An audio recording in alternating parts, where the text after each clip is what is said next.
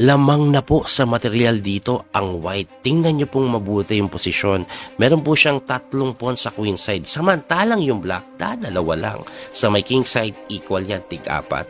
Hindi lang po yun. Meron din po siyang tinatawag na pair of bishops. Ayan o, lakas po niyan sa middle game. At yung reyna niya, nasa loob na ng teritoryo, nananalasa, nagbibigay ng matitinding pressure dyan.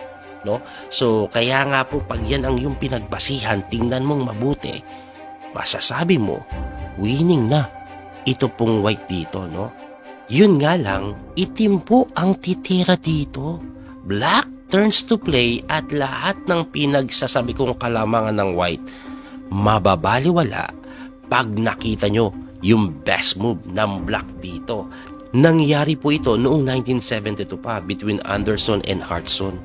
Grabe po yung ginawa ng black eh. Makita nyo kaya? So, ang gawin nyo po, i-post nyo po yung video and then mag-isip kayo. Okay? Pag nakita nyo na po yung solusyon, i-comment nyo muna. Alright? Kasi, sasabihin ko din po agad yung sagot eh. Tingnan natin kung tumama kayo o hindi. Okay? So, ready na po. Post the video. Congratulations po sa mga nakita ng sagot ha. Nakita nyo ba yung tamang tira na pangmalupitan? Ito po yun, no? Matinding queen sacrifice ang pinawalan. Queen H3. Naku po, nakakabigla yan. Akala niya siguro may depensa yung reyna. Libre yan. Pero susundutin ka naman sa ilalim. Mate. Hindi. No? So, balik po tayo doon.